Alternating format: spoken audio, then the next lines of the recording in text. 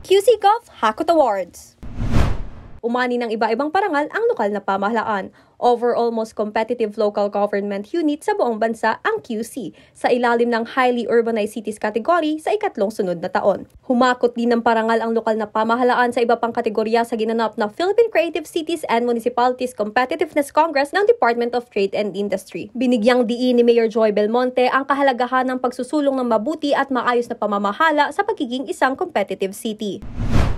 Napili ng Carter Center ang Quezon City bilang isa sa 12 syudad sa buong mundo na makiisa sa ikatlong taon ng Inform Women, Transform Lives campaign. Ayon kay Mayor Belmonte, mahalaga ang kampanya upang bigyan ng boses ang mga kababaihan at mabigyan ng kaalaman sa mga programa ng gobyerno.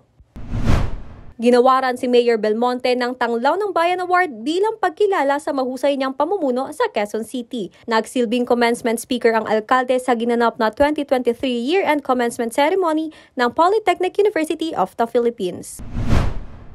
Gulatin ninyo ang sambayanan. Piliin ninyong ipaglaban at protektahan ang katotohanan. Sa panahong sobrang dami na ng magaling at nagmamagaling, piliin ninyong maging mabuti. Piliin ninyong maging totoo. Piliin ninyong magpaka-Pilipino. At piliin ninyo ang Pilipino. Good governance sa QC. Nanumpa kay Mayor Belmonte ang mga bagong halal na opisyal ng Capital Park Homes Homeowners Association Incorporated, Tivoli Homeowners Association at Alpha Kappa Rho Quezon City Council. Kasama ka sa pag-unlad. Sabay-sabay na nagsipagtapos ang 361 Q-citizens sa programang Manpower Barangay Based Skills Training Program ng Social Services Development Department. Isang pagbati din sa 20 kabahagi parents na nagtapos ng Urban Agriculture Training Series ng QC Kabahagi Center, katuwang ang Public Employment Service Office, Joy of Urban Farming at Quezon City University.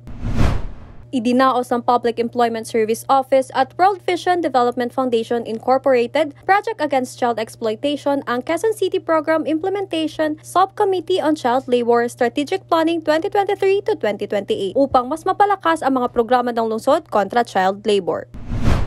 Nakipagpulong ang lokal na pamahalaan kay Department of Human Settlements and Urban Development Secretary Jerry Acuzar para talakayin ang mga development sa isasagawang housing plan ng national government sa QC.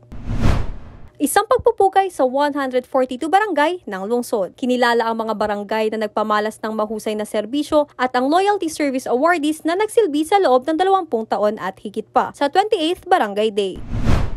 Isang pagbati sa mga paaralan na nagwagi sa do-it-yourself activity ng Quezon City Health Department na bahagi ng tobacco-free campaign sa lungsod.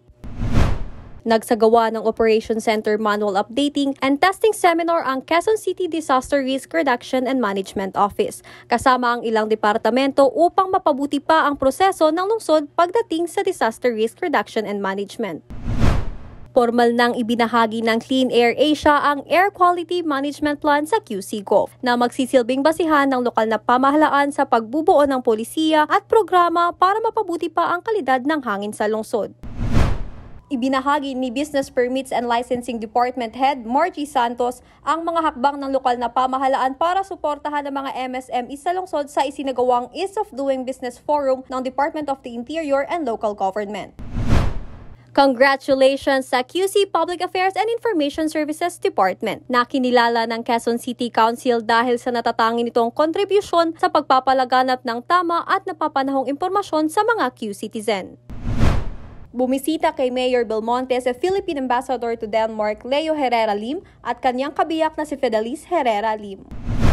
Nag-courtesy call din sa alkalde ang mga Q-citizen at atletang sina gold medalist Aga Kasidsid at Augusto Hernandez na magiging kinatawan ng bansa sa Para 10-Pin Bowling International 2023.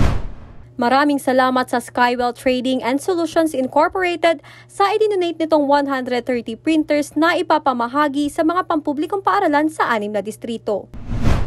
Tinanggap ni Mayor Belmonte ang Council Resolution na nagbibigay pagpapahalaga sa mga naging tulong ng Lungsod Quezon sa mga naging biktima ng sunog sa Tandang Sora mula mismo kay Sablayan Occidental Mindoro Mayor Walter B. Marquez. Nakiisa din si Mayor Belmonte sa Mayors for Good Governance Assembly and Collaborative Planning kasama ang mga kapwa-alkalde mula sa iba-ibang lungsod at munisipalidad sa bansa.